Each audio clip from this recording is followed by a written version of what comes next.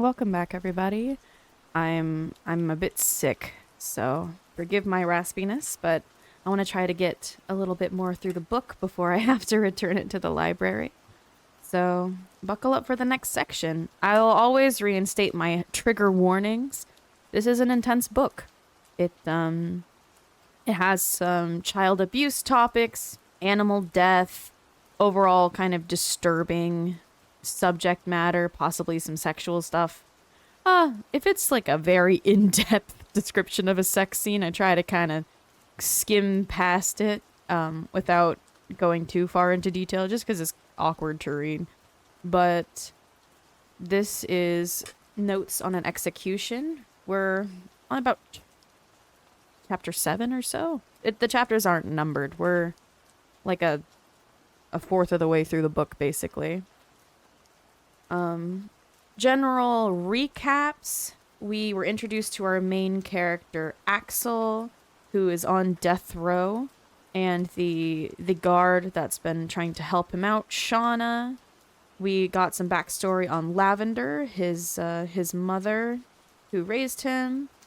We learned about him in foster care and how we met Safi, and a little bit about Safi's troubles and tribulations.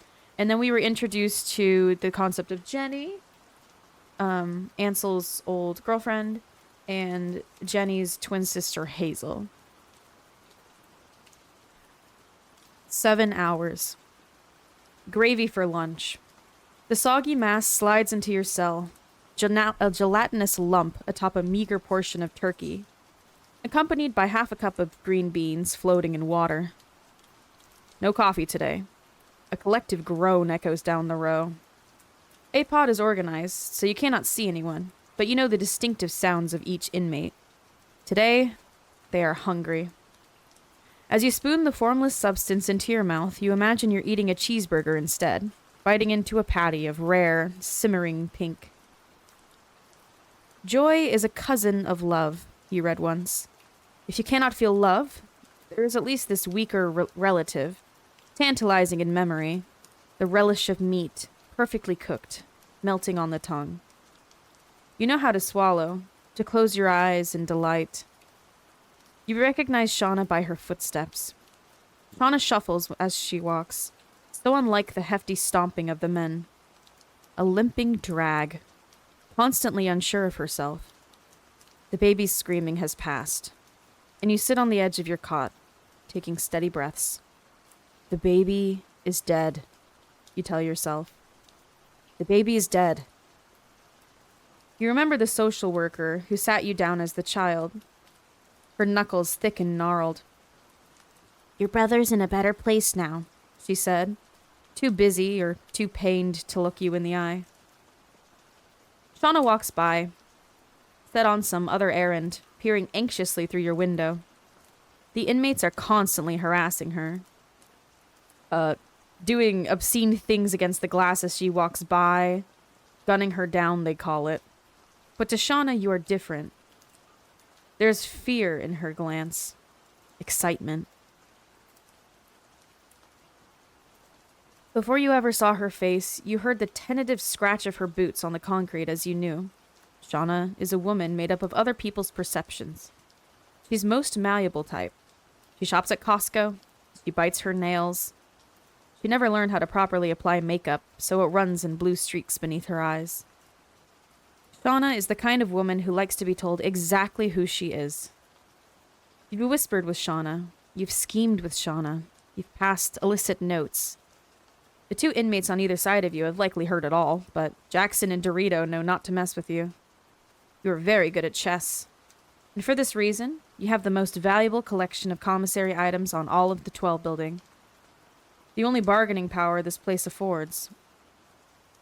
When you win a chess game, sometimes twice a day, calling out a checkmate down the hall, the bettors kite their profits your way, tied to the ends of a bedsheet.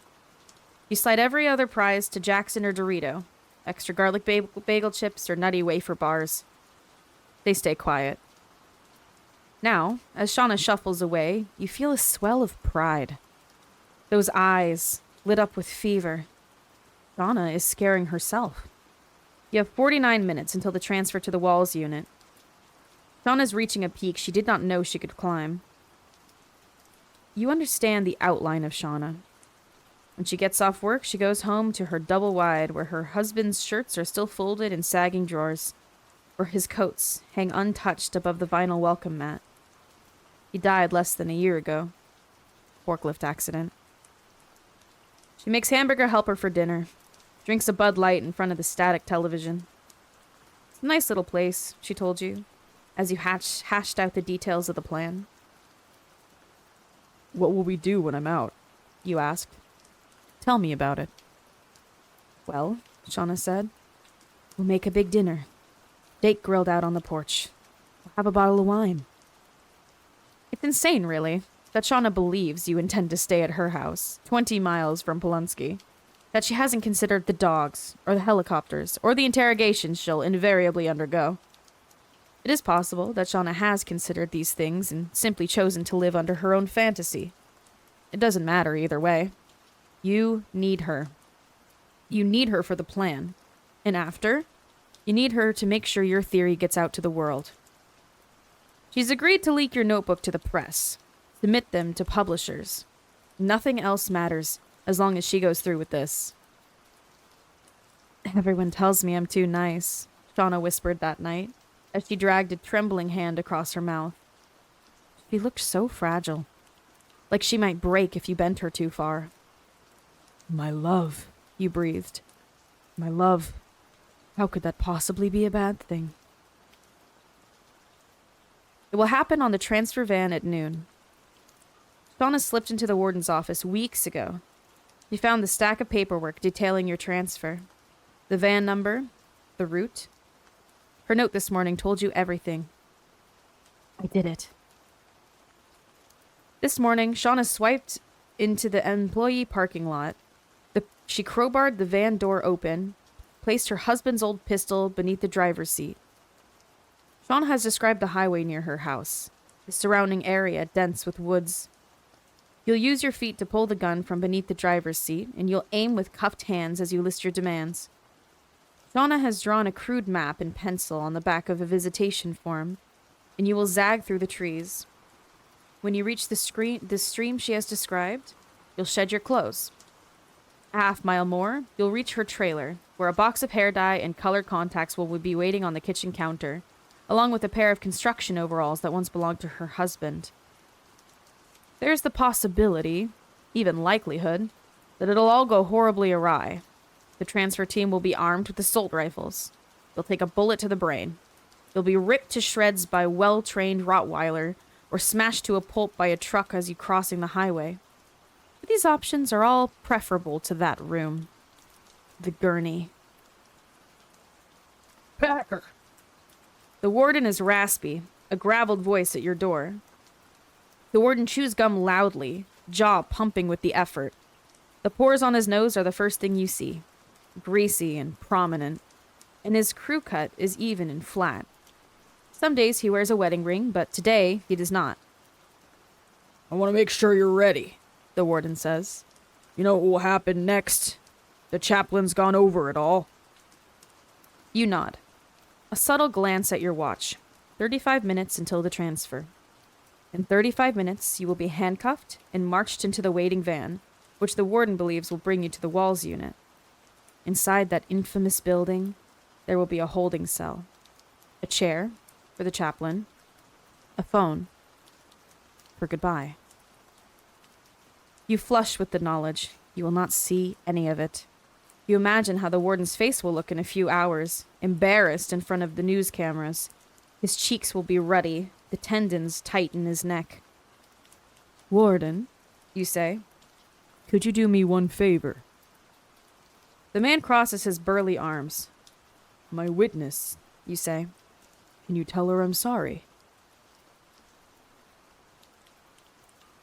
You've heard the warden's cruelty. You've listened to him yell at the other men, pull the taser from his pocket, back them up against the wall. You've heard how they scream. But you're not stupid. You know how to handle women, and you know how to handle certain types of men. You understand a man like the warden standing with his feet spread in that manufactured power stance. You're careful to stay seated on the edge of your cot, to keep your head slightly bowed in defense. You've never once stood to reach the warden's height. Always, you let the man be taller. For this reason, you have your jokes. You've even shared some of your theory with the warden. You are his favorite prisoner in the entirety of Polonsky Unit. Ansel P! He hollers, like you're two men on a couch watching a football game. He fist bumps you through the slats in the recreation cage. The warden loops his gum around his tongue and pops it. You smell saliva. Cinnamon. Make sure your stuff is ready by the door, The warden says.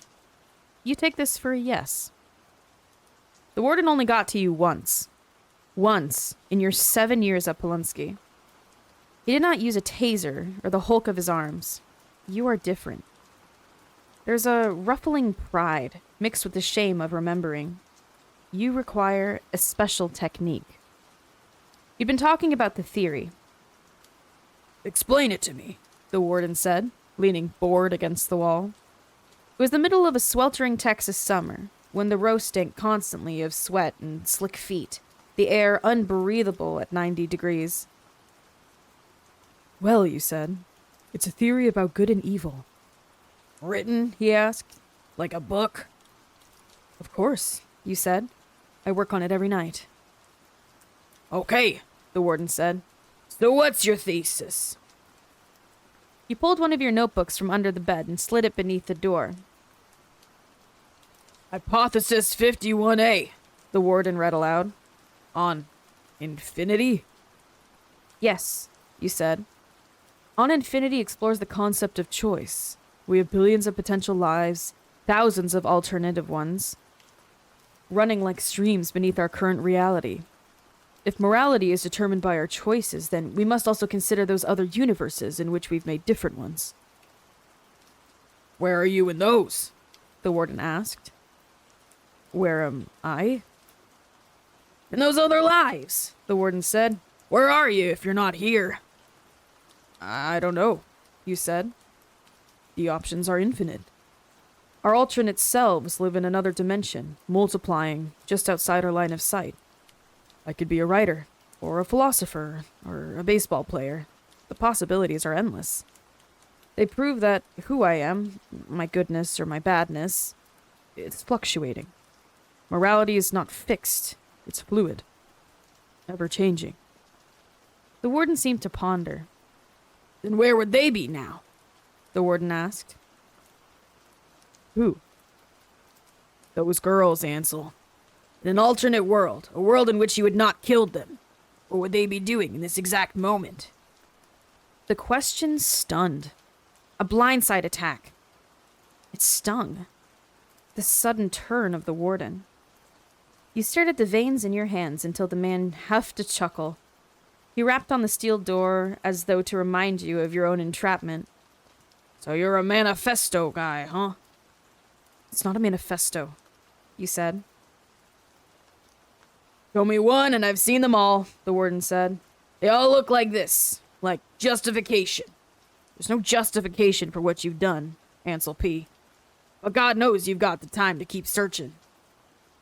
With that, the warden walked away, leaving you alone with your furious breath. How dangerous, you thought. How futile.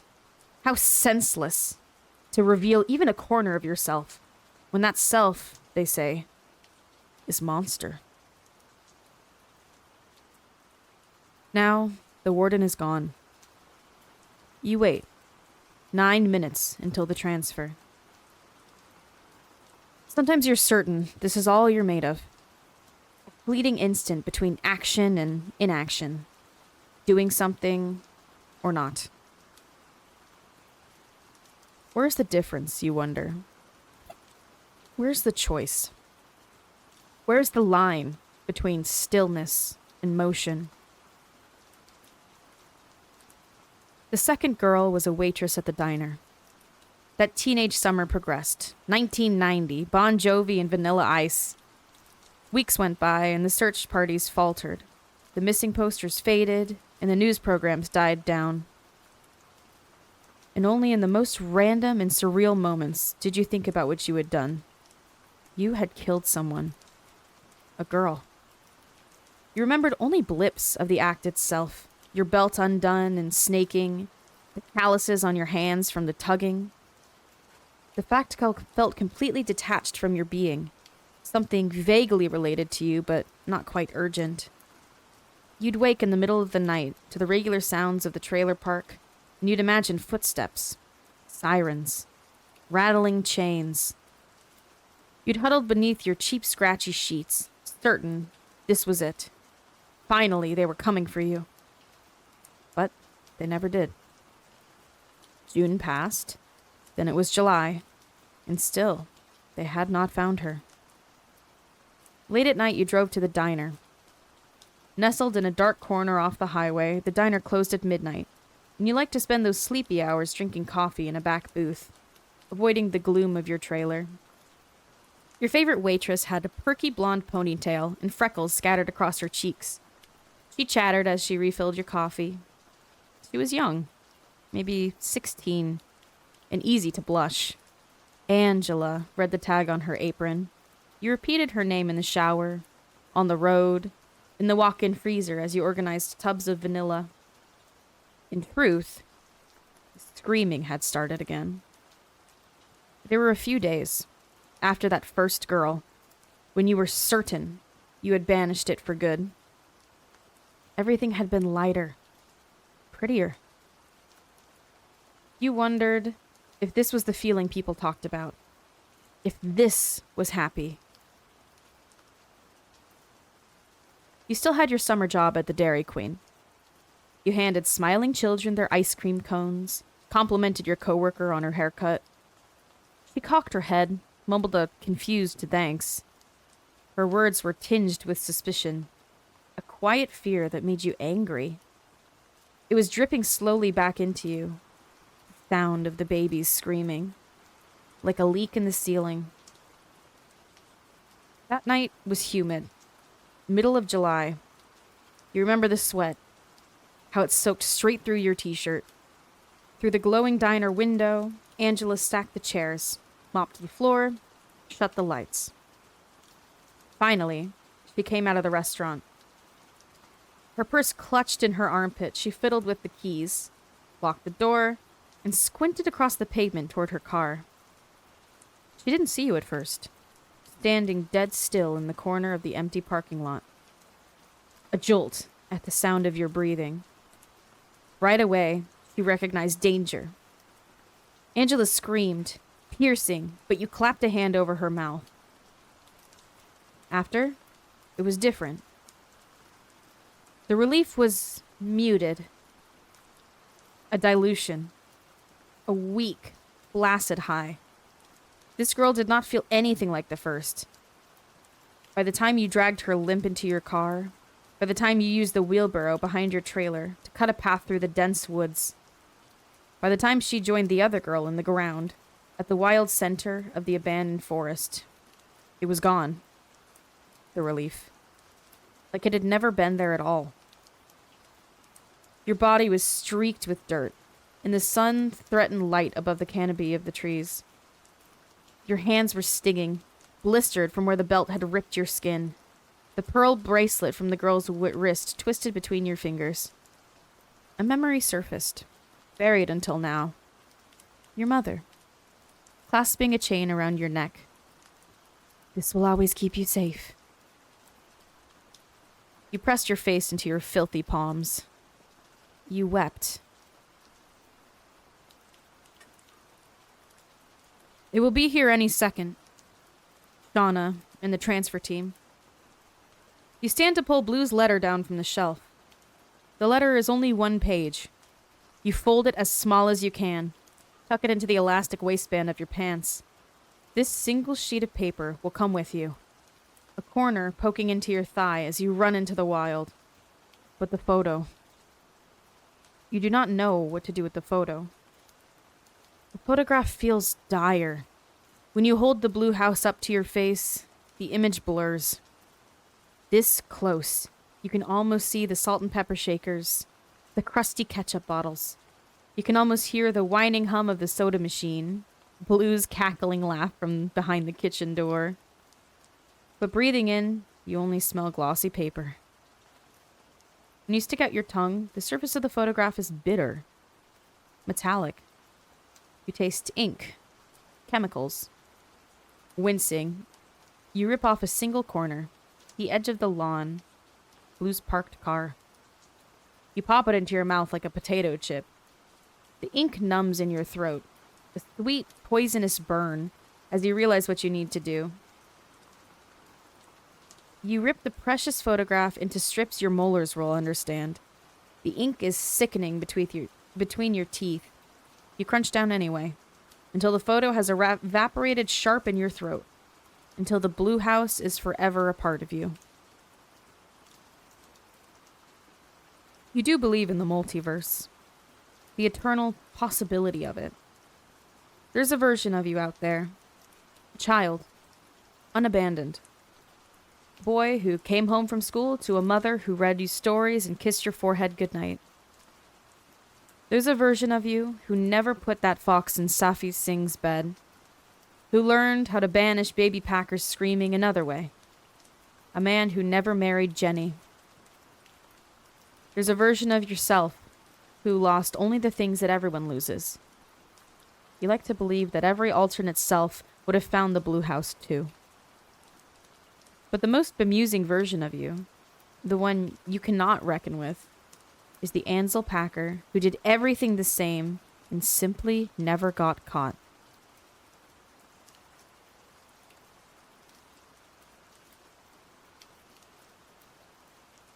Safi, 1999. The day they found the missing girls, Safi thought of the long, sloping yard behind Miss Gemma's house. The overgrown grass, the looming cattails, how she used to explore, hunting for secrets. Safi had now seen more dead things than she could count. And every time, they forced that sickening drop through her abdomen. He'd hoped it would get better with age. Safi was 27 years old now, 3 weeks into her promotion to investigator with the New York State Police. And still, it felt like electrocution. Sergeant Moretti crouched by Safi's boots, one hand cupped around a yellowing skull. Standing over the bodies, Safi remembered how certain she had felt as a little girl, playing detective in the grass. How easily she'd believed that every mystery could be solved. Singh, Moretti said, squinting up. Bring CSI back here. Tell him there are 3. The skull was half buried, just an empty eye socket peering up from the dirt. The October sun was relentless, golden through the trees. Flaming red leaves cast shadow over the forest floor.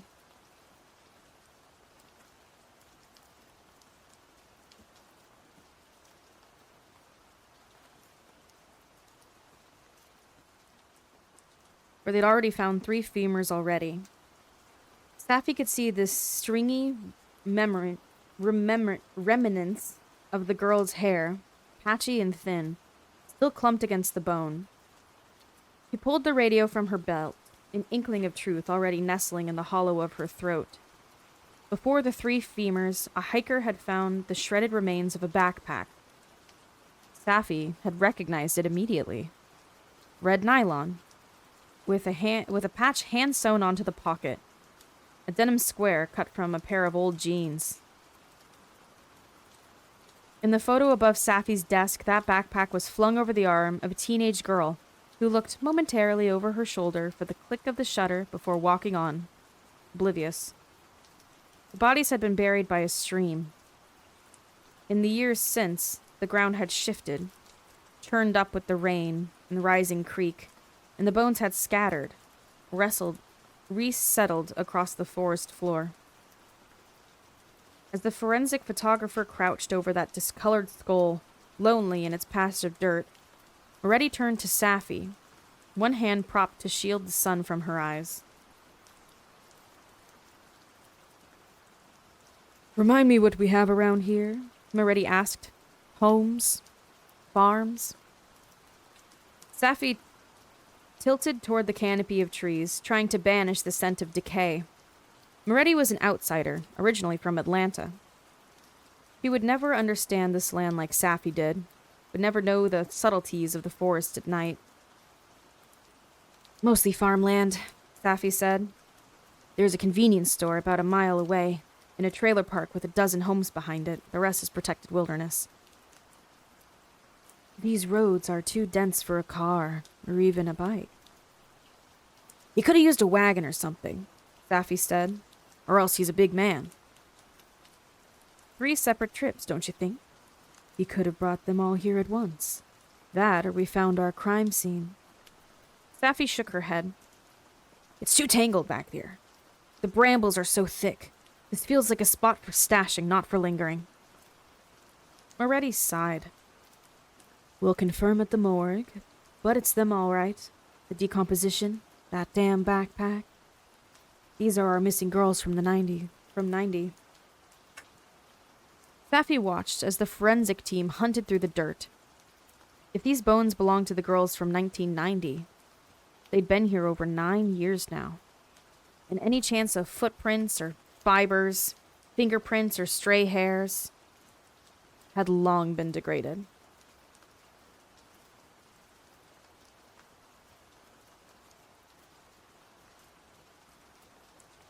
Honestly, Singh, Moretti sighed, I didn't think we'd ever find them.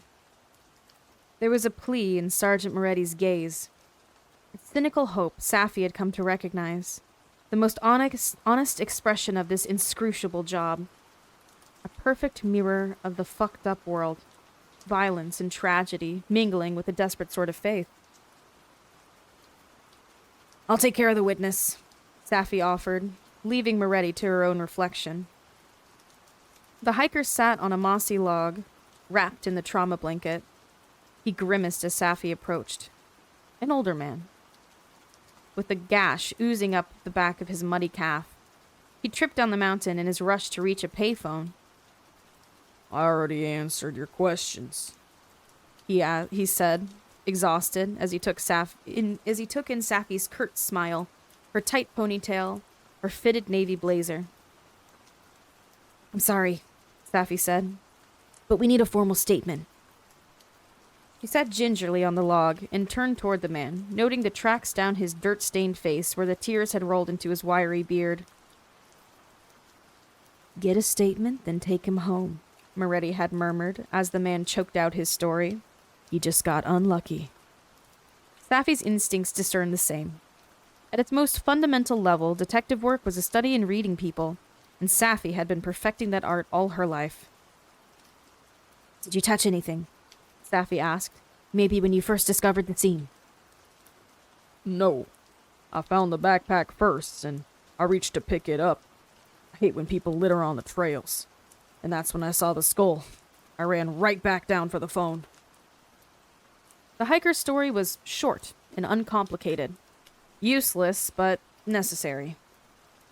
It's all about building a case, Moretti liked to say. Nothing counts until it counts in court. You look awfully young for this job, don't you? The man said, after the statement had been signed, as he chugged a paper cup of water from the CSI tent. She did. Safi knew her face still carried the narrow naivety of adolescence, along with the surprise of her brown skin, the constant questioning she read regularly in strangers' eyes. When she landed the promotion, her young features had not helped. At the record age of 26, Safi would be training under Amelia Moretti, the only female senior investigator in the state of New York. The other troopers had been livid. It was true. Safi had only served the requisite 4 years as a state trooper, that Moretti had written a glowing recommendation directly to the superintendent, but it still stung when one pimply guy cornered her in the parking lot, a cop Safi had known since basic school in Albany. Bitch! He spat a wad of saliva right onto her chunky black boot. Next time, try working for it. Safi had almost reminded him of the Hunter case, though no one had forgotten. When the Hunter boy went missing, Safi stayed late every night, holed up past midnight in her stiff wool uniform. Tiny tits. As the other troopers hooted, frat boy loud. Does she even speak English? They busted into Safi's locker and filled it with day-old takeout from the single Indian restaurant in town. They only stopped after Safi convinced Moretti to drive out to the crumbling cabin where the Hunter boy's karate instructor had taken his monthly fishing trips. Sure enough, the child was traumatized, but alive. Safi had watched from the station window as the boy collapsed into his sobbing mother's arms. "Come on," Safi said, ignoring the man's questions. She stood, brushed a pat of moss from her pants. "I'll drive you home." She helped the hiker into the back seat of her Crown Victoria, which to this point mostly carried drunken day laborers from the bar to the police station. As they pulled away from the trailhead, Safi turned onto the service road she knew by heart, the mountain rising green in her rear view. The memories seemed to follow, picked up like dust beneath her tires. She'd known the underbelly of this land, smelled the rancid bloom of its decay, seen the ghosts that floated hazy through the night. She knew what this place was capable of. The girls had disappeared 9 years ago, 1990. Safi remembered that summer with the sluggish haze that bordered on blackout, roaring bonfires and empty fields, gritty sleeping bags filled with sand, needles, beer cans, unwashed hair. She'd been 18 years old when those girls went missing, and she remembered how her dropout friends had talked, like the missing girls were not just one town over, but another world over, like it could never happen to them. But Safi knew about catastrophe. It was arbitrary. A thing that descended from nowhere, pointed a bony finger and smirked, as if to say, "I choose you." Safi had been transferred, after Miss Gemma's, to a quiet home 3 towns north. 12 years old by then, she had lived with one other foster child, a toddler with a runny nose and needy hands. They shared bedroom and always stunk of diapers. Safi watched the baby most nights while her foster parents drove to the casino across the Canadian border. She spent her middle school years lingering on the basketball courts just to avoid that house, shivering in sweatshirts too small at the wrists. The month Safi turned 16, she was transferred to her last foster family, an elderly couple with an unsupervised basement. Safi had her own entrance, a door with a key that dangled on a plastic lanyard, a microwave, and a camping stove. She lost herself. Those teenage years passed in blurs and blips. She remembered the school counselor, crying with frustration, the social workers threatening their useless disappointment, moldy beams creaking along the basement ceiling. Ages 16 through 18 were a fog, one long chain of mistakes that could have lasted forever, until that summer when everything changed. The girls went missing. Izzy Sanchez disappeared first. Safi was 18 years old, just released from the system and living in with her boyfriend Travis, a weed dealer with missing molars and a reliable coke connect. Travis was into all the hard stuff, but Safi stuck entirely to cocaine, preferring the way it energized her from the inside out. She heard about Izzy in a dim living room, heavy curtains crowding the windows, Salt and Peppa blaring from the stereo. One of Travis's friends had witnessed the scene. He told the story with a lazy glaze, smoke curling around his acne-scarred cheeks. Izzy had been 16 years old, waiting for a ride outside a party like this one, last seen standing at the edge of a long driveway. And then she was gone. Vanished, without a trace. The second girl went missing a few weeks later. Safi watched the news from the couch in Travis's trailer, surrounded by burrito wrappers and overflowing ashtrays. Angela Meyer, also 16 years old. She worked the closing shift at a diner a few miles away.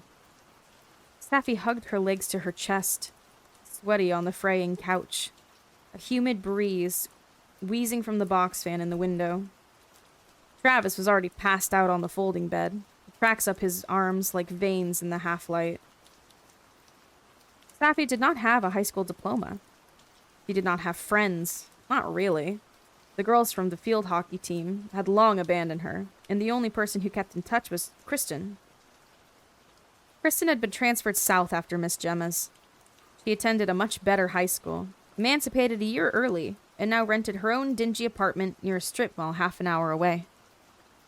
Kristen was bound for community college, a success story that made the same social workers proud. Kristen made an effort to call every few weeks, just to say hi. Most nights, Safi sat alone after Travis descended into the ether, dropping ice cubes down her sports bra and trying not to think about the black hole, her future. When she heard about Angela, that hole seemed to expand, a supernova. Then, the third girl went missing. The third girl had been attending her boyfriend's punk show at a dive bar near Port Douglas. She'd stepped outside for a cigarette. Gone. The panic was escalating. Number 3, officially an epidemic. Though the girl had the least public appeal. There was no crying mother on the news. No tragically normal home. The third girl was a high school dropout like Safi. No family available for interviews. But she was third, so her name blared across the television. Lila Maroney. When Safi had heard about Lila, she remembered their old bedroom. Lila on the bottom bunk.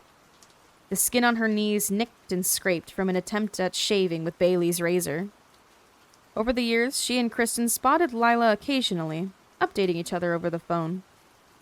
Lila's got blue hair now. Lila's got a nose ring, the kind like a bull. Lila dropped out. Heard she's working at the Goodwill. By the time Lila went missing, she and Safi traveled in overlapping circles, sometimes appearing at the same parties, rarely speaking about anything substantial. So when Safi saw the news, she thought of the little girl in an oversized t-shirt, her face lit up in the ghostly glow of a flashlight, breath whistling through a retainer that never seemed to fit her teeth. Yo, Travis said, dumb on the couch, the tip of his joint glowing orange. what the fuck, Saf? Safi realized she was crying. Big, gulping sobs. The trailer pulsed, dizzy. She tugged on a pair of Deans and left, slamming the screen door shut behind her. Travis's Camry had a dented bumper and a quarter tank of gas, but Safi wound up toward Pittsburgh, watching as the needle drifted toward empty. The police station was mayhem. All news cameras and panicked parents, troopers scrawling statements in notepads. The light in the parking lot blasted, a flood. The early evening outlines of coke still rippled through Safi's system, brightening, obnoxious. She swiped at her eyes with the heel of her hand. It was pure luck. It was chance. Or maybe it was fate. As Safi entered the police station, tentative and self-conscious, the person she found was Amelia Moretti. Moretti was a brand of woman Safi hadn't previously known you could be. She surveilled the scene with sharp hawk eyes, a glossy and firm, rigid, brilliant. But then, Moretti had been in her early 30s, and her wedding ring glinted in the bright overheads, casting laser beams. She looked like the kind of woman who drank a single glass of tasteful white wine with dinner and used expensive skin creams that made the lines on her face look like streams cutting through soft soil. Approaching, Safi felt shriveled and unkempt, used up. Excuse me, Safi croaked. I want to help. Moretti had seen the bags under Safi's eyes, the flaking skin beneath her nose, the crop top she'd cut with a blunt pair of kitty scissors. And still, she had listened to Safi's stories about Lila. When Safi finished talking, Moretti handed her a business card. Call me if you hear anything. Safi didn't hear anything, but she called Moretti the next morning anyway, and volunteered for the citizens' search effort. And that was how Safi found it. Police work. She loved the brisk, efficient instructions, the lack of sentimentality, the stern tenderness of Moretti's gaze as they combed the grassy foothills. There were so many ways her life could have turned. She could have lived one long basement party, or she could have died alongside Travis in his overdose 3 years ago. She could very well have cleaned up some other way. Safi did not like to question the forces that drove her to Moretti, to her GED, to community college, and then to candidate processing weekend with the New York State Police. When Safi questioned these forces, she only became more aware of how precarious they really were. By the time Safi came home to the blinking light on her answering machine, it was nearly midnight. The day had passed in a frenzy, the evidence logged, the scene photographed meticulously. Tomorrow, the news would go public. Safi dropped her keys and gun on the counter, her apartment morose and frigid in shadow.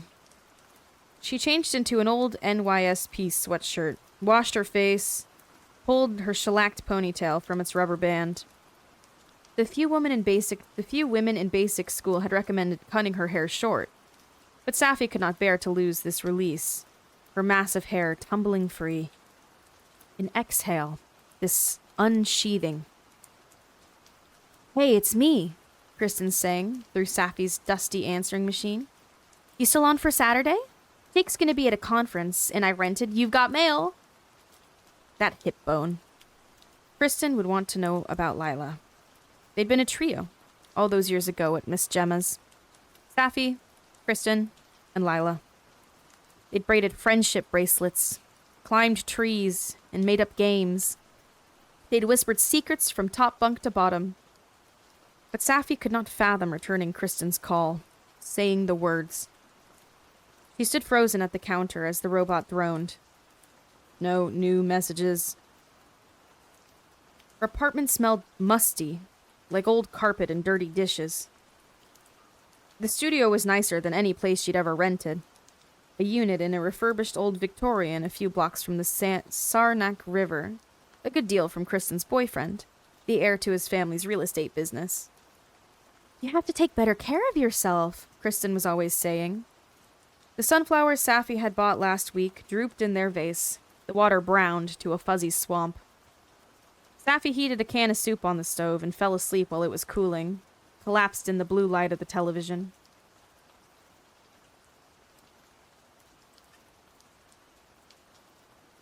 The medical examiner kept a dingy office in the basement of the hospital. When Safi arrived, 15 minutes early, Moretti was already waiting by the elevator. Her jaw was tight, clenching the spearmint gum she always chewed. Her hair blown glossy. Beneath the dim stare, Safi could see the bags puffing beneath her tired eyes. "Christine," Moretti said, a sly grin breaking across her face. "It's official. Lieutenant took you off the Saranac robbery.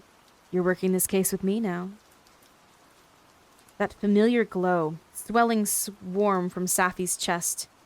The sparking halo of being chosen, being trusted by Moretti. "Lieutenant put Kensington on it too, but Kensington runs late." Moretti looked at her watch, pressed the elevator button. "We'll start without him." Kensington was a slick, cocky detective with unnaturally white teeth. He was a mediocre cop for the most part, but he could charm even the coolest suspects into interrogation, pooling confessions regularly at his feet. And the lieutenant made no secret of his reasoning. They could not work a team of only women. Bad for optics. As the coroner ushered them into the morgue, Safi tried not to inhale. The smell engulfed her anyway, a chilly rush of formaldehyde.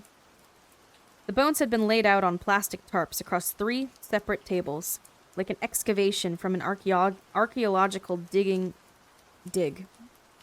Ancient artifacts uncovered from some forgotten era. The coroner had logged each fragment, marked them with little white flags. "We're still waiting on dental records," the coroner said, running a hand through his froth of white hair. "But decomposition looks right. Between 8 and 9 years. These are your girls." "Cause of death?" Moretti asked. "Hard to say. 2 of the spinal cords show some damage. But with this level of erosion, I can't make any definite conclusions." "Strangulation?"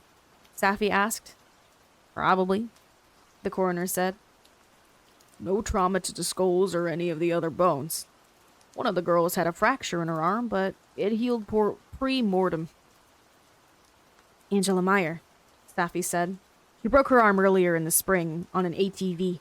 Had to take a few weeks off waitressing. Her boss said she'd just returned to work when she was murdered. The coroner raised his eyebrows. She's got a good memory, Moretti explained, winking as Safi flushed. Then you can tell your captain we have ID, the coroner said. As he detailed the rest of his report, the bones they had uncovered, the many still missing, Safi tried not to wonder. Which femur belonged to Lila? Which incomplete set of ribs? The room was dank and sterile, everything tinted a noxious shade of green. Laid out on the tables, the girls looked more animal than human. When Kensington finally rushed in, the coroner had already signed the report, tucked safely into Moretti's briefcase. Kensington panted, breathless, his suit wrinkled, his hair greased back with a wet fistful of gel. Well, Moretti said, clapping her hands together decisively as Kensington sputtered. I think we're done here. Kensington, you get to notify the families. Back at the station, Safi let the buzz expand. Until then, her rotation had included robberies and domestic incidents, nothing especially contentious. It was a new exhilaration, the thrill of catching a good case. And as she followed Moretti through the bullpen, even the troopers could not bring her down. She ignored the usual whispered joke, concealed behind a hand, a laugh so muffled she could not track it to the source. All her life, strangers and teachers and peers and colleagues had made her feel acutely aware of her dark skin. It never seemed to matter that she'd grown up here, that she'd never been to India, a place she yearned for, idly. As a child, she traced the country's shape, a reverent finger on the map, outlining its careful borders. Next to the hordes of tobacco-chewing boys, muddy boots propped on their desks, Safi would always feel outcast. We'll set up here, Moretti directed. The backroom conference table was littered with the half-solved cases still in rotation. The Saranac robbery, a series of Y2K conspiracy threats, a child abduction Kensington's been working on for months. I'm putting you on the old files, Moretti said. Kensington and I remember too much. You're completely fresh. I want you to read through everything. What exactly am I looking for? Anything that puts us near that forest. On the television in the corner of the room, the press conference blared. The captain's face was somber as he monotoned a careful statement, glancing only sparingly at the audience for reporters. When the camera panned to the photographs, the girls looked younger than ever. Izzy and Angela smiled in front of blue backdrops in staged high school parties. Angela wore a shirt embroidered with yellow polka dots, and Izzy had a spattering of acne across her cheeks. Lila didn't have a school photo. Her boyfriend had provided that single known photograph back when she'd gone missing. Lila stood on a sidewalk overgrown with weeds, red backpack flung over her shoulder, head twisted back to smile at the photographer. You'll be okay? Moretti asked, a half question. Moretti had not forgotten. Lila had been a beacon that night in Travis's trailer, guiding Safi directly here. This very case, pulling her into the light. The old files appeared then, a distortion and a relief. 4 dusty boxes, lugged in by a disgruntled trooper, sweat stains blooming in the pits of his uniform. I take it these are mine now, Safi said. Moretti winced, apologetic.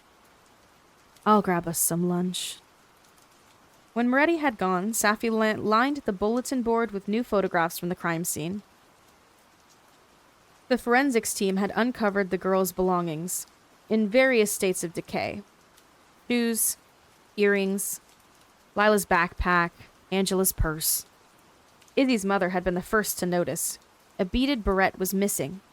Izzy's favorite. Her mother was certain she'd been wearing it that night. Angela's mother mentioned a pearl bracelet, a family heirloom that her daughter never took off. Moretti was convinced the jewelry had gotten lost in the brush, and besides, nothing of Lila's had been taken. But, Safi pointed out, Lila didn't have parents. No one had been watching. Trinkets, Safi had suggested to a tight-lipped Moretti. Maybe he took souvenirs. Safi crouched on the fraying carpet. The first of 4 cardboard boxes contained the witness interviews.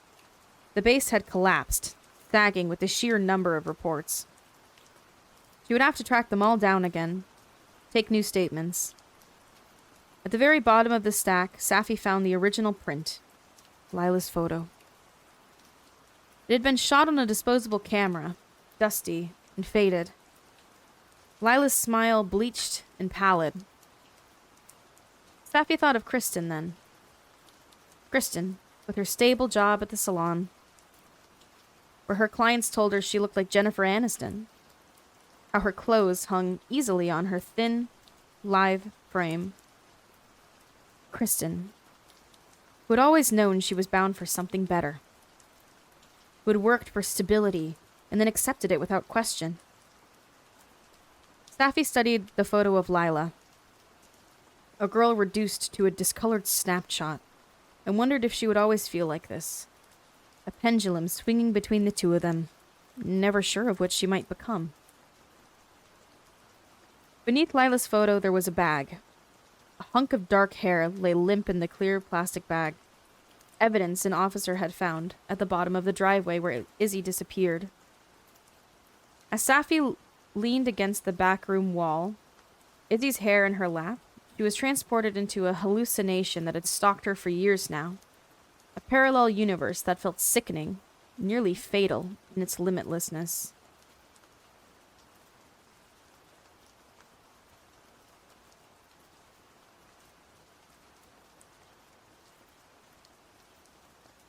A highway. Dusk. A flicker of long black ponytail. Izzy had died at 16. But she was older here. 19. Maybe 20. Windows open. Air whipping hard. An old bluegrass song twanging from the radio. There would have been a boy, sitting in the passenger seat. Izzy would not have loved him. Not here. Maybe not ever. But this wouldn't have mattered. In the hot flush of youth, his calloused fingers creeping up her thigh, the horizon bleeding behind the Adirondack peaks.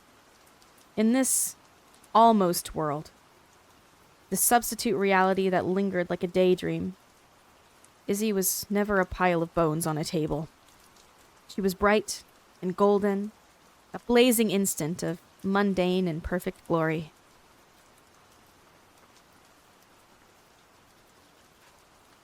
Safi tracked down a handful of the witnesses from the initial case. Angela's boss from the diner, the kids from Izzy's party, the friend Lila had gone out with that night. The locals were confused, wary, oddly giddy to find her waiting on their stoops. As Safi perched on sinking couches and politely declined tepid cups of tea, Moretti kept the captain at bay, while Kensington handled the never-ending tip line.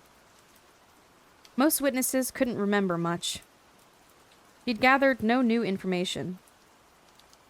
Her last witness of the long, parched day was a young woman named Olympia Fitzgerald. Safi pulled up in front of her unfinished house, a single-story ranch perched on a wide swath of field, pieces of construction equipment scattered across the browning grass. October in the Adirondacks looked like a postcard.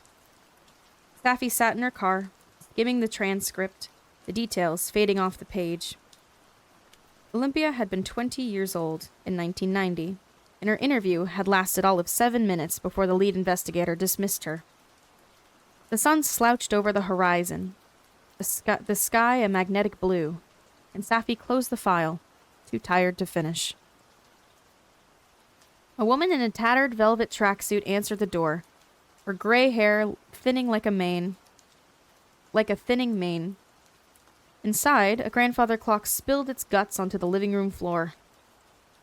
A young woman, Olympia, the daughter, had propped her bare feet on the coffee table next to an open bottle of neon orange nail polish. "What's up?" Olympia said, disinterested, even as Safi flashed her badge. Safi yearned for Moretti's voice, silky and exacting, so naturally competent.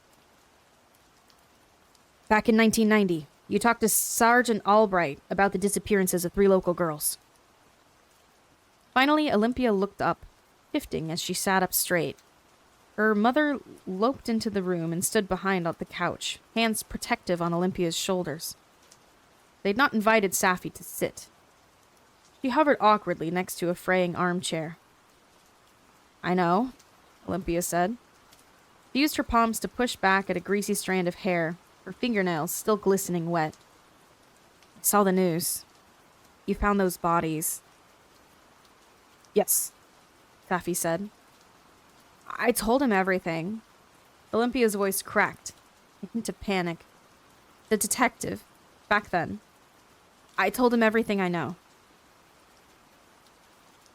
We're reopening the investigation.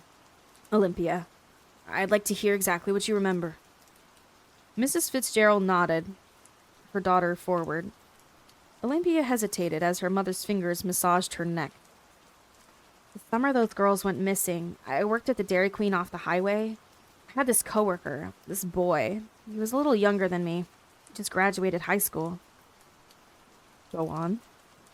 I remember that night Izzy Sanchez went missing, Olympia said. I remember it really clearly, because it was also the night after he and I... Well, we'd been flirting all summer. I went over to his place in that trailer park by the forest where you found the bodies. One thing led to another, and we tried to, but he couldn't, so I left. And the next day at work, he seemed strange, completely off. When I tried to talk to him, he had this look in his eyes, like he wanted to hurt me. It was so many years ago, but I'll never forget it. I let him close the store alone. That was the same night Izzy disappeared. What was his name? Safi asked. Ansel, Olympia said simply. Ansel Packer. That name. Safi's jaw filled with saliva, the sulfuric rush before a spew of vomit. Did you notice anything else? Safi asked, quaking. I'm sorry. I don't remember much, not like that.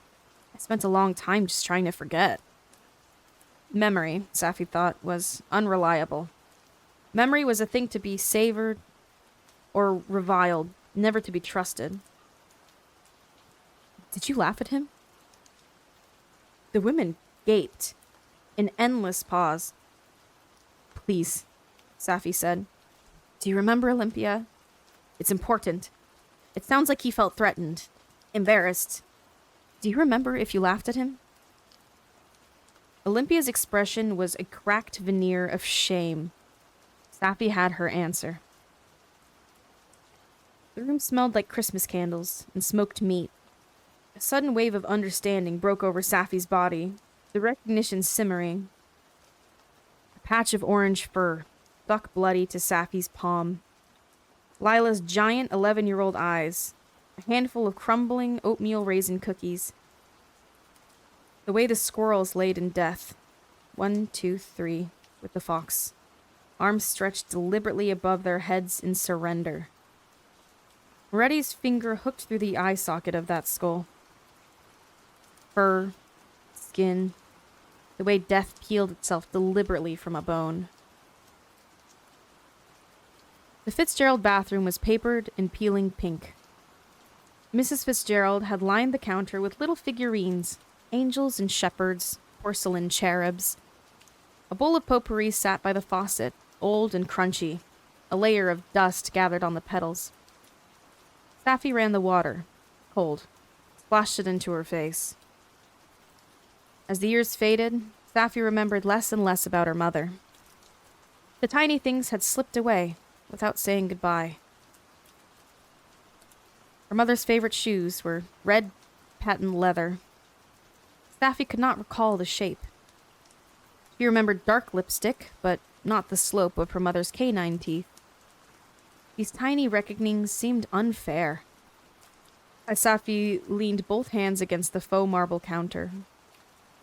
In the mirror, she still saw bits of her mother, except her mother had been white, and for that reason, Safi would always resemble her father to everyone else. When people asked where she was from, no, where she was really from, Safi would tell them. My father is from India. No, I've never been. Yes, I'd like to go someday. And every time she'd feel an exhaustion that reached her very bones. Safi wished her mother were here now. She would have words for this change. Riling ferocious from Safi's gut. A monster roaring the sound of that name. Ansel Packer. Safi still kept the photo frame, with her mother's handwriting inside. It sat now on her nightstand, the glass polished clean.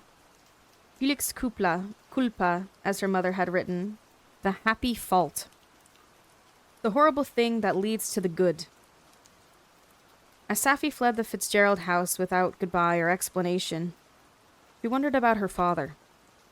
If he'd grown up learning religious phrases similar to those she'd been forced to study in the Bible as a foster child. For God judged it better to bring good out of evil than not to permit evil to exist at all. We have a lead, Safi said, breathless. Moretti looked worn, her hair uncharacteristically mussed as they sat in the late-night hush of the station. The bullpen was blissfully abandoned. Moretti had set Kensington home, after he'd sulked over and plopped the day's reports onto the conference room table. The tip lines had exploded since the press conference, and Kensington had spent the day listening to a series of unhinged townie theories. The girls were kidnapped by a serial killer from the 70s.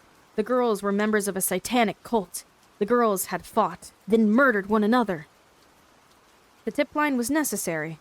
Moretti had lectured to a cranky Kensington, who had taken a flask from his jacket and swigged it blatantly. They had to check every box. But now Safi had this. Something real. Ansel Packer. Safi's clothes still carried the mildew stench of the Fitzgerald house.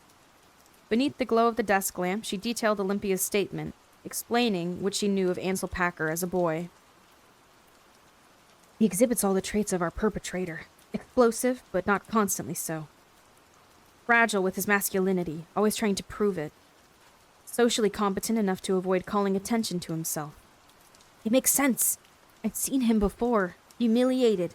Those animals in the yard, also buried by a creek. He kills in threes, Sergeant. Moretti eyed Safi with a doubt that felt horribly akin to pity. So you had a personal relationship with them both, she said, slowly.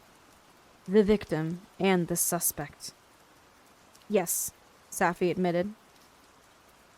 There were very few cases in their department that did not carry similar conflicts. The Adirondacks were small. There is a difference, Moretti said gently, between believing something is true and having the facts prove that it's true. It doesn't matter what you suspect. It doesn't matter what you think, unless you build a case that can stand up in court. Even as the surety rushed through her veins, Safi could not speak of the fox. She had never told anyone what Ansel had done, how that corpse had globbed onto her bed sheets. It felt too raw, too personal to divulge. The incident lived inside her, a private bubble of shame that she poked on her worst days, just to see if it had changed shape. It never did. What about the trailer park? Safi asked. What if he's still there? Olympia had given a detailed description of Ansel's trailer, inside and out. She described his strange behavior, his paranoid ramblings. He was always going on about the universe, Olympia had said. About multiple realities or something? Unlikely. Didn't your witness say he was going to college? You didn't have any evidence, Singh. What about the trinkets? Jewelry? What if he has them? It's a stretch. The night felt heavy. Out the window, a brisk autumn wind battered the trees. The summer critters retreated and gone. Safi let the chill creep up her spine. Look, Moretti said, with an unbearable sort of tenderness. I know what it's like to want something to be true, but that does not make it so, and you can't let that cloud your judgment or close your eyes to other leads. Things are different for us here, okay? It's important that we don't let our emotions get in the way of some reasoning. Sometimes, it's our job not to feel, however we do. You understand what I'm saying? Kristen's house looked like a movie set. It was rustic, cabin pretty, with big windows overlooking the hills and centralized heat. Even from the stoop, it smelled like air freshener and expensive candles. It was a Saturday evening, near Halloween, the sun setting over the tree tops in ghastly rays. Safi had done her face up using makeup samples Kristen had gifted, which the salon received for free. The foundation was 2 shades too light for Safi's skin, but this is not something she could tell Kristen without embarrassing her. Hi, come in, Kristen said. I just popped the pizza in the oven. I hope you're not starving. Safi shed her shoes while Kristen chattered. Kristen's house had been Jake's until 6 months ago, when he'd asked her to move in. Already, Safi could see where her friend had taken over.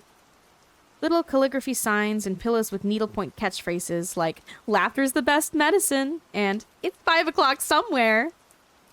Kristen's technician's apron had its own hook in the front hall, glitter smeared across the fabric.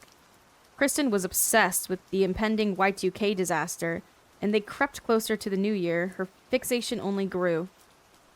She had lined every shelf in the house with stores of canned food and tubs of bottled water. Do you mind? Kristen asked, sheepish, as she pulled half a bottle of Chardonnay from the fridge. Safi shook her head.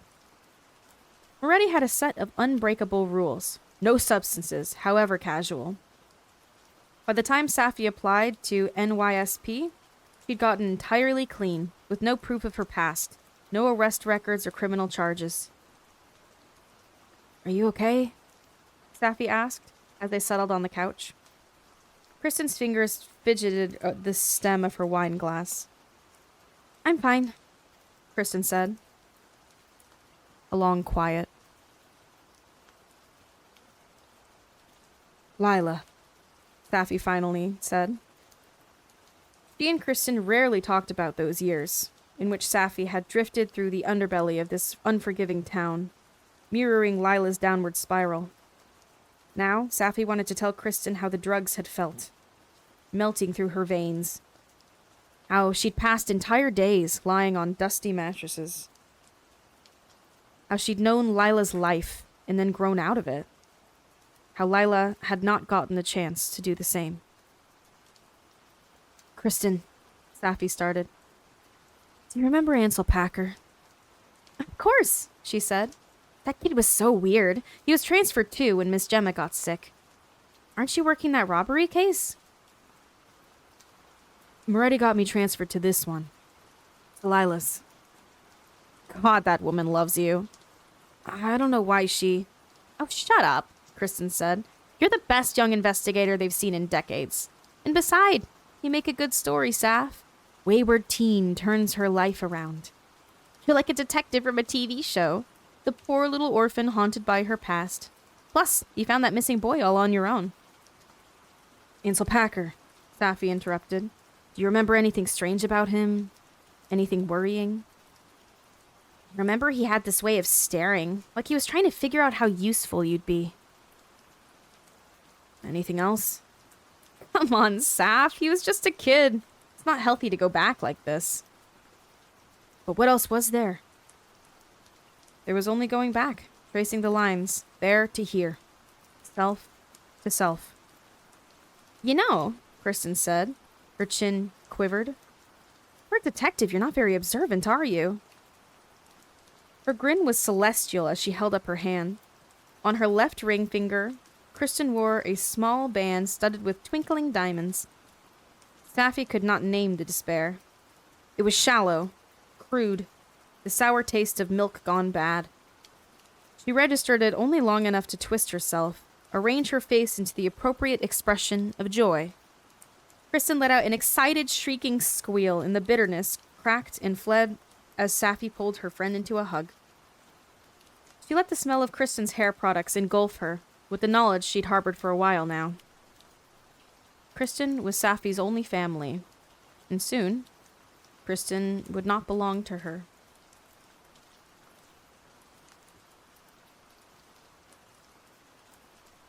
They talked through the evening. They forgot about the movie and about the pizza. It burned so badly that the kitchen filled with smoke, and they could only eat the blackened pepperonis off the top. They fell asleep like they used to, head to toe. Kristen's foot nestled warm beneath Safi's shoulder. The obsession burrowed sometime in the night. Safi woke up, still wearing her jeans, her hand wedged between the couch cushions, that old smell lingering noxious in her throat. Marshy grass, sunscreen, decomposing skin. The decay of those squirrels. Little arms splayed helpless. Kristen was gone. At some point, Jake must have come home. As Safi studied the detritus of the night, the bloody pizza stripped off its cheesy skin, Kristen's wine glass greasy with fingerprints, she felt queasy. Early Sunday morning, and the country roads were empty. Safi rolled down the window of her patrol car, let the fresh air kiss her oncoming headache. The autumn sun blasted through the trees, dancing shadows along the pavement. Finally, she reached the trailer park. It was far out from the rest of them, Olympia had told her, like all the way in the back. It didn't look like there should be anything over there. A mile from where they'd found the bodies, Safi counted 12 mobile homes. They loomed in the morning mist, arranged in the vague shape of a V. She could hear a small dog yapping, a television murmuring, a phlegmy cough. Safi climbed out of her car, creeping past a Rottweiler on a chain, its nose twitching at the crunching of her boots. Olympia was right. At the very edge of a property, there was a single trailer, set 50 feet back from the rest, nearly invisible in the thicket of ruby-red trees. Safi walked in circles around the plot, her badge clutched loose in her palm, still wearing her jeans and wrinkled top from the day before. She took the creaky steps one by one. She cleared her throat, rapped on the door. It opened to a middle-aged man. He wore a pair of ripped boxer shorts and the scabbed face of an addict. She could see a television in the background, playing static noise, a table covered in old beer bottles, a cat that looks like it hadn't been fed in weeks. Yeah. For an excruciating moment, Safi inhaled stale smoke, sour breath. She did not know what she thought she'd find. Evidence of Ansel's life, maybe. Something. Anything. Her own cluelessness now felt distinctly dangerous. Hey, The man called to Safi's back as she turned away. what do you want? She ran. When Safi cracked the Hunter case, the captain had been thrilled. You've got something special here. He'd say to Moretti, congratulating. But Safi had not felt special. She wanted to ask Moretti if every case would feel like this. The dizzying rush of surety, followed by a gnawing, feral fear. A fear that felt oddly addictive. There was something alive in Safi's cells, feeding hungry on such doubt. It was sick, tainted, and it had grown like a tree, furious as it twisted upward. It had driven her to the edge of ruin all those years ago. It had driven her to police work. It had driven her right to this trailer park.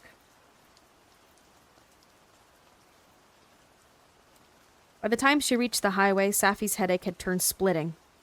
She stepped on the gas, her hair falling in her face as the engine revved faster, until she'd reached 100 miles an hour and she was certain she had nothing left inside. Until she opened her mouth to the blank highway and let out the deepest, darkest, blackest scream.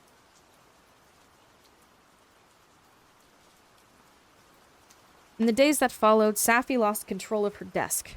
The case swallowed her up, sucked her into its undertow.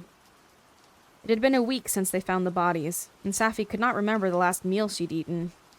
Drive-through fast food days ago.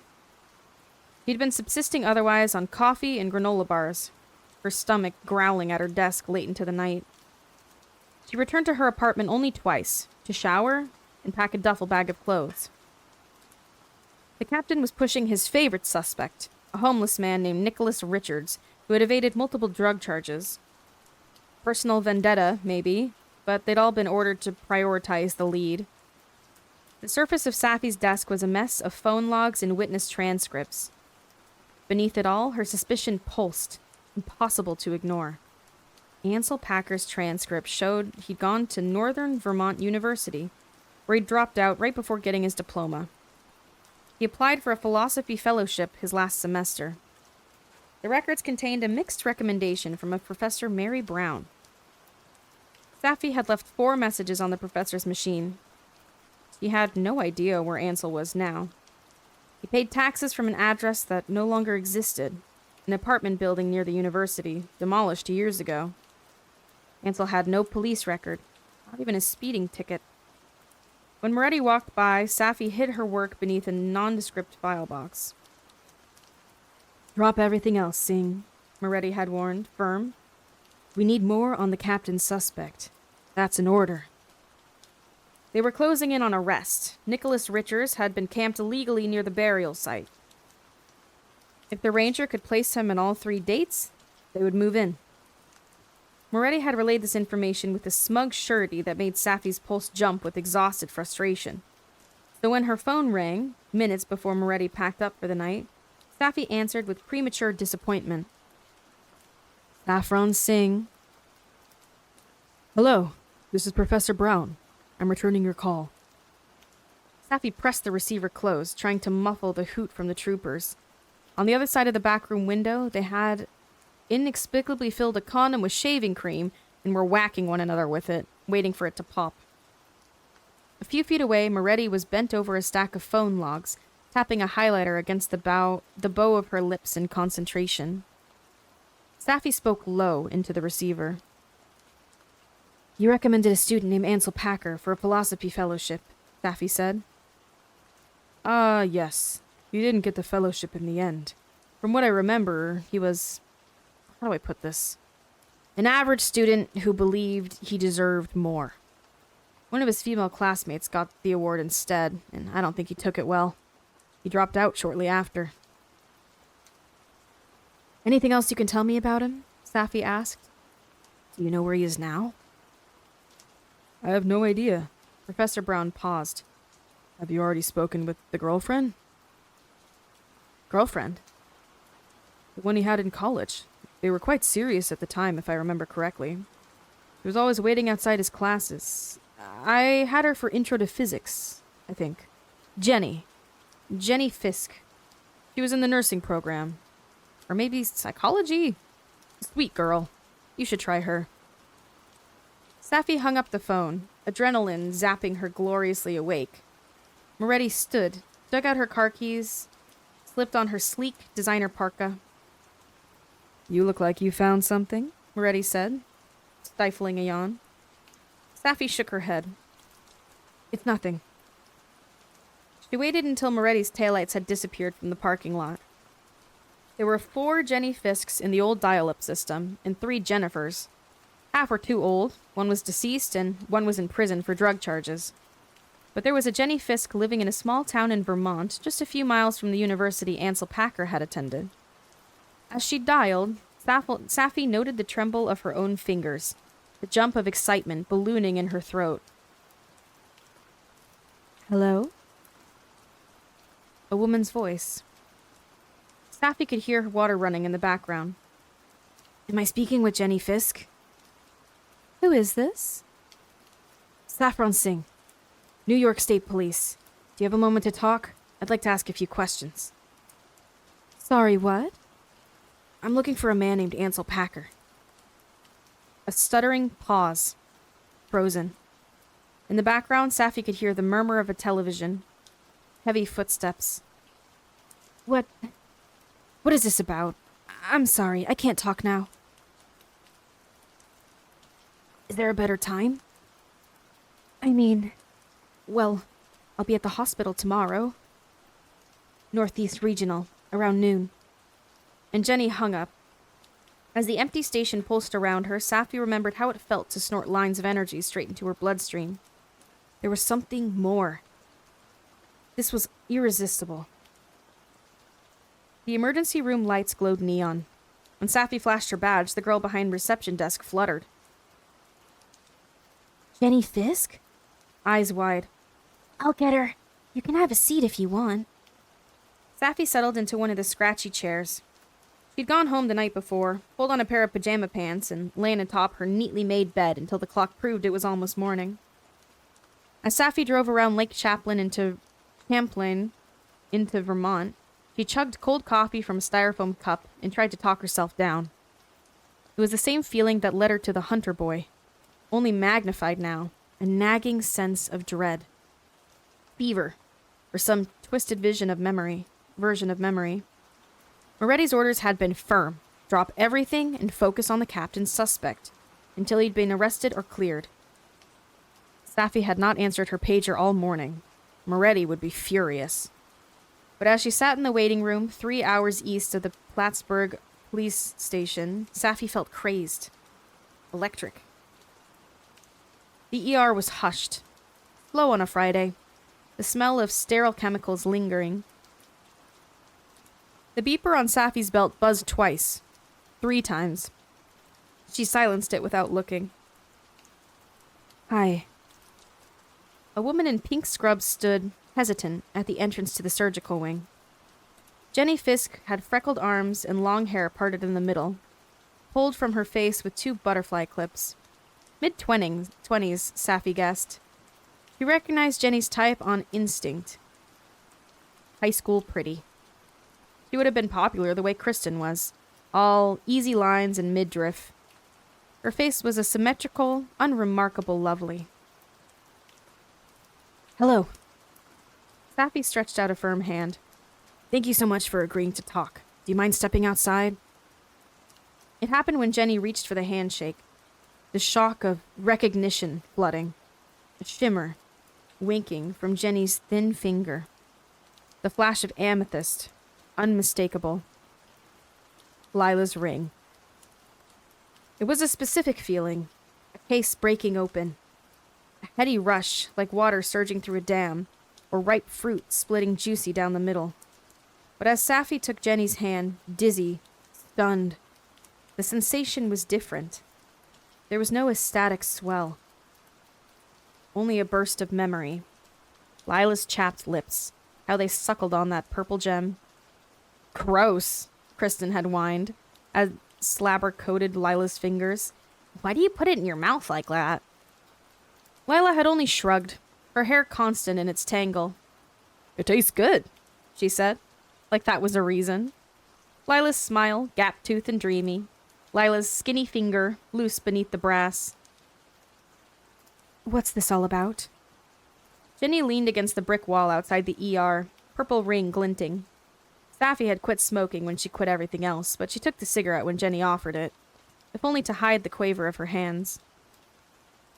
Jenny hadn't brought a jacket, and goosebumps formed on her bare arms, frigid in the autumn chill. Safi felt a celestial sense of knowing, a cosmic certainty. She wanted to cry. I'm looking for someone you used to date. Ansel Packer. Jenny leaned in with the lighter, tightening alert. She blew a cloud of smoke from the corner of her mouth. What do you want with him?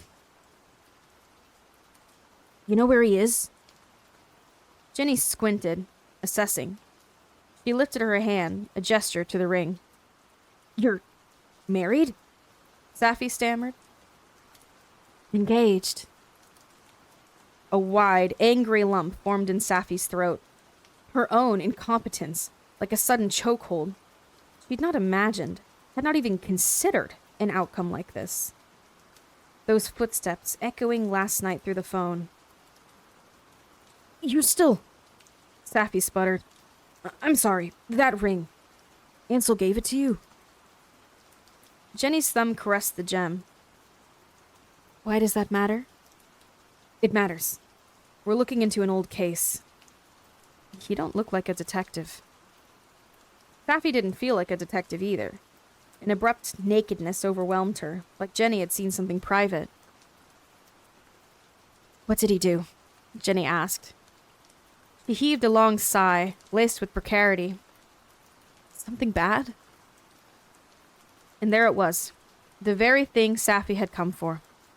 She wished she could bottle up this moment, save it for later, use it as proof. The slant of Jenny's gaze, the shiver of her lip. Jenny was not surprised by this question. It was how she said the words. Something bad. Jenny had been waiting. We're looking into a homicide case, Safi said gently. 3 girls were murdered, over in New York. The pause that followed was sharp, penetrating. The automatic doors switched open, then closed again. Jenny mashed her cigarette against the wall, leaving a sooty streak across the brick. She cupped the butt carefully in her palm, not the kind of person to litter on the sidewalk, and shuddered.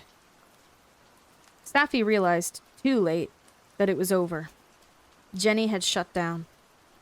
A curtain of hair fell across her cheek, obstructive, as she turned away. Don't go, Safi said. I just want to talk. You've got it wrong, Jenny mumbled, as she backed toward the swishing doors. Please, just leave us alone. And then she was gone. An ambulance screamed past as Safi stood abandoned, her cigarette flaking ash onto the sidewalk.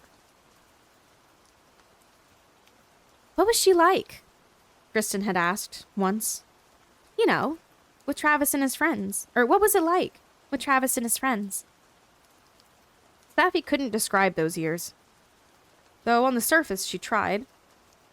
She told Kristen about the underground parties, the makeshift campsites, dens draped in smoky curtains. The crew had moved from house to house, party to party, indifferent and impulsive. Safi had felt safe, swaddled in such recklessness. It was easy to self-destruct when you had nothing, really, at stake. When Safi yearned now, she did not yearn for the drugs themselves or the high they provided, cheap and flimsy. She yearned instead for the freedom. The knowledge that, though she walked a tightrope between life and death, it hadn't really mattered which way she fell. Now, Safi trudged back to her car, glistening in the parking lot sun. She knew she should return to the precinct. She'd missed half a day of work already, but as her pager buzzed incessantly, she recognized a sliver of that old self, desire, tickling like an activated bomb. She threw the pager beneath a sweatshirt in her trunk and pulled the scribbled address from her pocket. As Safi sped down the highway, she felt manic. She passed a stretch of boutiques and restaurants, then wound up into a suburb. The houses scattered awkwardly, like Monopoly pieces thrown onto a board. Vermont looked like New York, Safi thought, only with an extra layer of polish. Safi pulled up to a single-story home with peeling paint and a cluttered porch, braked at the curb. And there he was. Ansel. He crouched at the top of the driveway, in the midday light, wearing a pair of plastic goggles. He looked vaguely the same. Distended with age, but still handsome, in a conventional, nondescript way. He was sawing the legs off an old chair, the sound buzzing hostile through the car window. Safi watched as he handled the chainsaw, flecking dust in a cloud around his head. There was Lila's ring, the only evidence she really needed. But there was also this. The way Ansel held himself, like he was above it all. 1, 2, 3 with the fox. 1, 2, Lila. For a thrilling instant, Safi considered approaching. She could do it. She could walk right up to him, one hand threatening the gun on her hip. Ansel would squint, remembering. Staff, he would say. This time, she would have the power. She would be the one to fear. Please, forgive me? Safi did not approach. She'd only have one chance, and this was too important. She needed Moretti. Confidence. Experience. That needling expertise. Safi tore out of the cul-de-sac toward the border of Vermont and back around the lake. She left the radio off and let the highway cocoon her, savoring the vitality that only this work could give. It was a feeling no person had ever managed to match. There had been flings, fizzling and temporary. There had been boys behind bleachers and men in dusky bars. One real relationship, Mikey Sullivan, a trooper from Unit C, whom she'd met in basic school. Safi still missed Mikey's smell after the shower, all aftershave and steam. As farmland melted into mountain, Safi remembered their last night together. They'd slipped into bed after a lazy dinner of spaghetti and Corona, Mike's hands sliding into the waistband of her jeans. He'd wriggled on top of her, same as always, his breath like red sauce, arms like a cage. As he pressed into her, Safi swelled with a sudden emptiness, a void that needed urgent filling. He had reached for Mikey's hand, pressed his palm to her throat. "Squeeze," she'd ordered. And for the tiniest instant, he had. As Safi's vision blurred and the room began to spin, she glimpsed a shadow of the thing she did not realize she'd been chasing. It felt like a breath of oxygen, even as she gasped for air. It felt like a younger, freer self, one who cared significantly less about survival. She'd missed that danger. She'd missed that liberation. Mikey had pitched away, panting. The yellow light had flickered on, his disgust evident in the bright. As he grabbed his keys and stormed out, his discovered comfort hurling the shame onto her, Safi recognized the monster in her own body. A wild creature, reaching out, starving for annihilation. She glimpsed that same craving in Jenny Fisk, an ask for suffering. It was the scariest thing about being a woman. It was hardwired, ageless. The part that knew you could have good without hurt, but it wouldn't be nearly as exquisite. When Safi reached the station, the sun had set, and she'd missed a full day of work. She straightened her blazer, familiar with this feeling from her ditching days in class. A determined, uncaring, laced with dread around the edges. The station was oddly busy, the troopers humming with collective excitement. They hushed when they saw her, shirt wrinkled and untucked, jacket stained with coffee down the front. Safi headed straight for the captain's office door and pushed it open without knocking. "Sergeant," the scene materialized, zooming slowly into focus. Moretti stumbled in her heels, gripping the mahogany desk for balance. She and the captain had sprung apart at Safi's entrance, awkward, red, and rattled. "Where the hell have you been all day?" Moretti began. "I found him," Safi said, a stammer, her resolve teetering. She'd never seen Moretti like this, bumbling, embarrassed. The pieces of the scene were clicking into place. The shrewd slip of the captain's hand when Safi first walked in, his knuckles popping the curve of Moretti's back pocket. "Ansel Packer," Safi stuttered. "I found him. His fiancée was wearing Lila's ring. The trinkets, Sergeant, he took them." A slow, blinking pause. The captain's voice was low and raspy, his gaze leering as it stripped her down. "Moretti, get a hold of your subordinate." "Wait," Safi said. "I found evidence. Actual evidence." "Then," Moretti interrupted, "if you had attended your own job today or answered any of my pages, you know that an arrest has been made. Nicholas Richards will be arrested in the morning." The homeless man. The captain's favorite suspect. The flood of the lights was oppressive. The room turned gauzy. Safi's exhaustion arrived, a single swoop landing heavy on her shoulders. Her own recklessness seemed to seep, wet from her body, chastising like blood-stained underwear. "You disobeyed me," Moretti said. "My instructions were clear. and you explicitly ignored them. Kensington got us everything we needed. I'm sorry, but I found... This is not about you, Thing. This is not about some childhood grudge. This is police work. It's about truth, about fact. And at the end of the day, it's about this department. So what is it then? That's what you're calling this? She gestured to Moretti, the captain, both their faces still flushed raw. The department? A vicious wind, shifting. Safi had never talked back to Moretti. Probation, The captain said dismissively, stepping past them both. 2 weeks without pay. Sting, you're dismissed. When he was gone, Moretti only stared at the tattered carpet. The shock of what she had just seen, what she just interrupted, whooshed through Safi's gut, delayed, like a punch. What had Moretti always told her? Less than 10% of law enforcement is made up of women. You cannot succeed without sacrifice. Safi slunk from the office, disgraced. The troopers snickered as she slipped past them into the crisp autumn night, certain she'd witnessed a truth she was already supposed to know. The nightmares came. Safi woke, drenched and trembling, piles of laundry looming from the floor like childhood monsters, as she gulped down the stale water on her nightstand.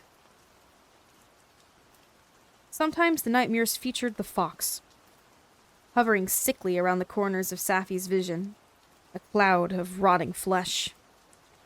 More often, they featured Lila, standing in the door of Safi's studio apartment. 11-year-old Lila with her retainer, or teenage Lila with her nose ring, decomposed Lila, with those clumps of hair still attached to her scalp. But on the worst nights, Lila was alive. She would have been 26 years old, a yellow sundress, a green backyard. The 4th of July, Lila would have glowed, all pollen and sunscreen, a crowd of friends in plastic chairs on the porch. She would have clasped their hands along her middle, that purple ring twinkling on the hump of her bulging stomach. 32 weeks, nauseous and anticipating. The morning sickness replaced with an ache in her spine. She would have been hungry, her giant belly glowing with the smell of hickory meat. She would have been tired and ecstatic and anxious and thrilled. The pale ghost of the moon, the zap of a firefly, her bare heels sinking into the soft of the earth.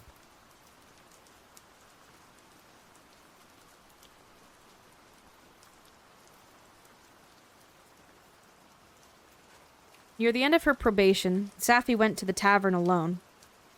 She'd not left her apartment in days. Twice, she'd driven out to Ansel Packer's, sat in her car, and watched the house for any sign of movement. She knew it was not healthy. She knew it was not reasonable, but her failure with Moretti only hardened her resolve. She chose the man at the end of the bar. He was a traveling salesman, he told her, as he blinked at his good fortune.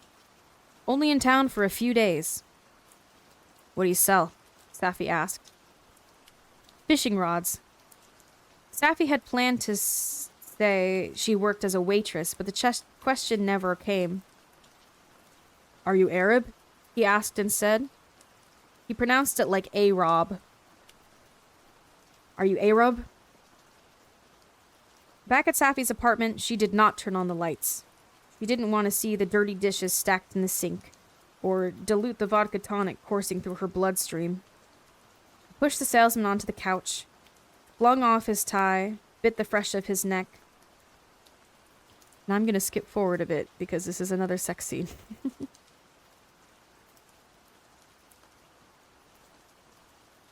She gagged at the smell of her couch cushions wafted up and the thought of what she deserved.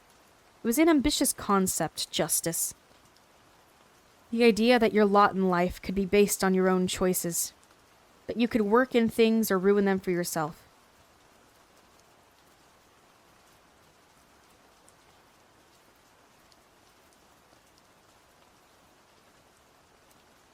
She knew how to live life in the wreck. Kristen married on a Sunday in April, Safi stood at the altar with 3 of Kristen's friends from the salon, wearing a silky purple dress that she couldn't really afford. Kristen's spine looked so delicate in her intricate white gown. Safi wanted to fling herself across the vertebrae to protect them from the harsh of the world. Over Kristen's shoulder, Jake looked like the heaven had opened up. Safi had to give the man some credit. He was not one of the bad ones. He'd been reinstated at work. The winter had been long and dark, and things felt different now. Moretti was icy, distant. She still gave Safi advice under her breath as they approached a scene. Still came in with an extra cup of coffee, but there was a layer of coolness that hadn't been there before. Moretti was more untouchable, more unknowable, more inimitable than ever. In most days, Safi tried not to let it break her heart. The trial for Izzy, Angela, and Lila was coming up soon, and everyone knew they'd lose. The homeless guy they arrested had become the center of a newfound wrongful conviction campaign, and the committee had pooled the funds for his bail and a fancy lawyer. The captain, so keen on the arrest, hadn't prepared for this. The case was shaky, the evidence even shakier. Safi knew, with the grim and somewhat smug acceptance, that they'd been wrong, and the jury would see it. Nicholas Richards was innocent, and would walk free. Safi told no one about her drives, though she thought of them now, as Kristen's bridal veil whipped in the wind. The long weekends she spent winding through Vermont, only to park in front of Ansel Packer's house, waiting for something to give him away.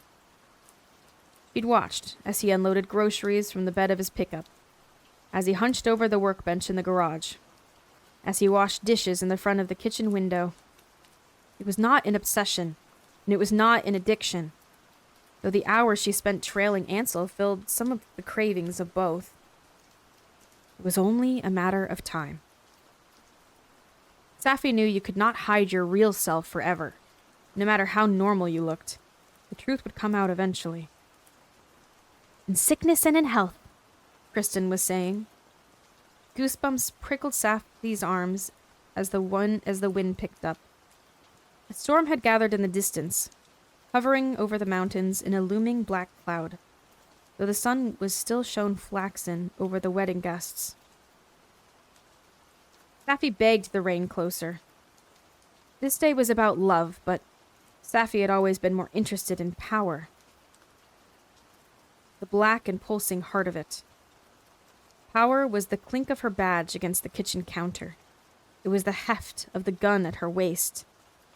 As she stood at the altar, wind blowing her carefully pinned hair from its bun, as the bride and groom kissed and thunder rumbled in the distance, Safi wondered about her own internal compass, the needle that kept her on this path, stopped her from wandering or regressing or giving up entirely. It scared her to realize there was no compass. There were only days and the choices she made within them.